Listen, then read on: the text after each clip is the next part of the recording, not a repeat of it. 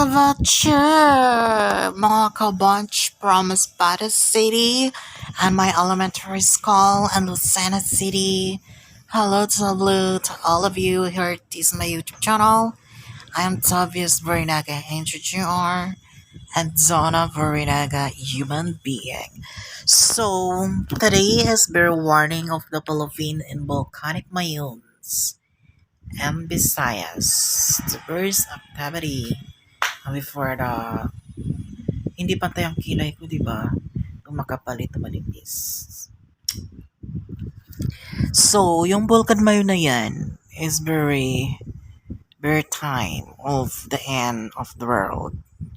Yung something the last vert because the volcanic is very parang tao yung volcanic eh.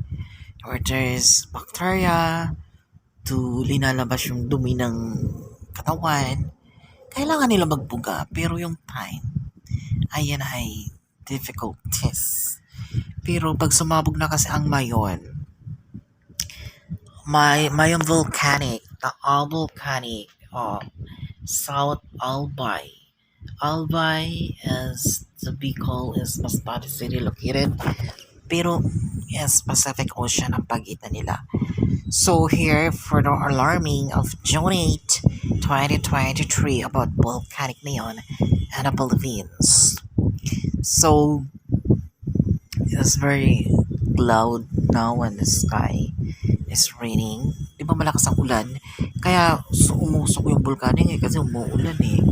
Napapasukan ng tubig yung ano niya, ang kanyang lungs from mouth to raining. Kaya umusok yan. Pero pag lumakas ang ulan, sigurado sasabog yan. Kasi once kasi ng volcanic, ang isang volcanic, ang volcanic is very active of volcanic underwater to explosion for Korean tsunamis before the international like Krakatoa and Tonga to biggest tsunami in last years. So it's very devastated kasi ang volcanic ayaw kasi ng vulkan na napapasukan siya ng tubig eh. Tapos siya underwater pag explode ang volcanic, di ba magkakaroon siya ng volcanic and Pacific Ocean under the sea. Sa gitna ng dagat nagkakaroon ng volcan volcan transformation. Tapos tumutubo yung mga nature at mga kahoy, mga leaves, halaman, green leaves, whatever. Yun ang very difficult. Hay nako, may sinampay na naman ako ngayon. Uulan na naman. Isisilong ko na naman. So, yung volcanic na yon, ngayon sa Taal, Mayon Volcanic and the Philippines. Alam nyo, wag na kayo mag-evacuate kasi you know what, tanggapin nyo na lang mamamatay na kayo kasi or something war. Hindi nyo ba alam mangyayari ang war sa Philippines and China? Kaya lang naman hindi nangyayari. Kasi something is persisting to US and China to Philippines. It's very difficult. This world is very damaged. I don't believe you are our soul because you are believe in the God about me because me is abandoned in the Philippines. Whatever you corrupt. Exactly. Kaya yun talaga ang mangyayari. Kaya yung mga tao dyan sa Mayon Volcanic, huwag na kayo lumikas, magpakamatay na lang kayo dyan at you know what? Wala naman kayo pupuntahan eh. Kahit takasan nyo yung kamatayan na katapusan ng daigdig, wala kayong pupuntahan. Susundan kayo ng disaster. Whatever the world. Sabihin sa President Duterte, all Senator Marla yung Supreme Court Manila, and President Marcos. You know what? Yung katakawan nyo at kasakiman nyo kasi sa akin. Kaya unti-unti na kayong nawawasak. At namamatay. Tama lang yan. Baka nga pagdating ng 2090, 2080, baka patay na kayo lahat. Philippines people, American people, whatever.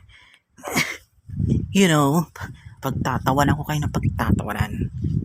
Yan ang karma na hindi natatakasan. Okay? Follow me, subscribe, and notification bell in a while.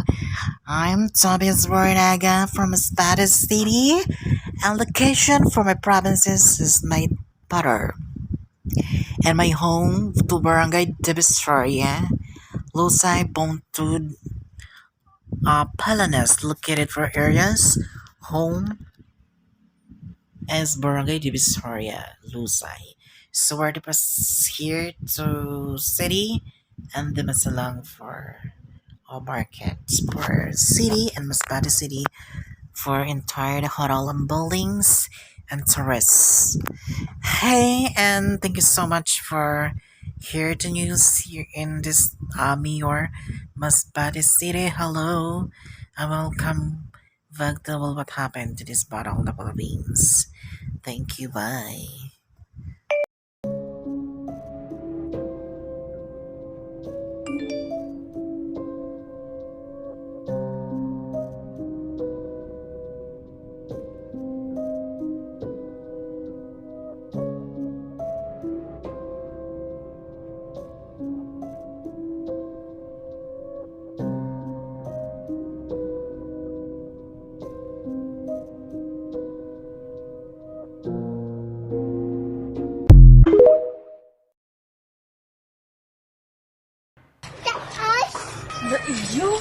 Bandang alas 8 kaninang umaga, nakita ni Bayan Patroller Miriam Binlayo Boholano ang makapal na usok na lumalabas sa bunganga ng mayon.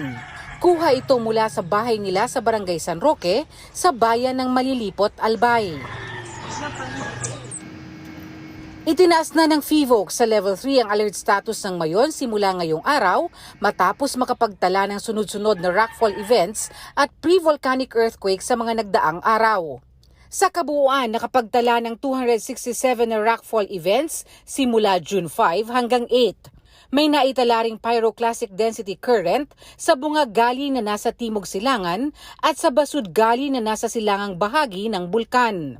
Most of the volcanic activities for the past 2 days consists of yung rockfall events, mga nahuhulog ng mga bato galing sa lava dome ng bulkan. Kanina nga, meron tayong tatlong pyroclastic density currents na nangyari. This is due to may mga malalaking impact ng bahagi ng lava dome yung nahulog. And ito ngayon yung gumulong pababa. Kapag nasa alert level 3 na ang bulkan, ibig sabihin nasa critical na level na ito, malapit na ang magma sa crater o bunganga. Pag meron na tayong ganitong klaseng volcanic hazard, ibig sabihin nito ay meron na tayong mainit na magma o lava na pumapalit doon sa mga lumang bato sa ibabaw ng mayon. May bahagyang pagbilis ng extrusion rate, yung paglabas ng naninigas na lava mula sa bunganga ng bulkan. Kaya inirerekomenda ng FIVOC ang agarang paglikas sa mga nasa loob ng 6-kilometer permanent danger zone. Dapat handa na rin mag-evacuate ang mga nakatira sa loob ng 7 to 8 kilometer extended danger zone. Nagsagawa na ng emergency meeting ang cluster response team ng Albay para plansyahin ang paghahanda sa nakaambang pagsabog ng mayon. Tinatayang aabot sa 2,400 na pamilya o katumbas ng 10,000 individual ang isa sa ilalim sa forced evacuation simula Biyernes ng umaga.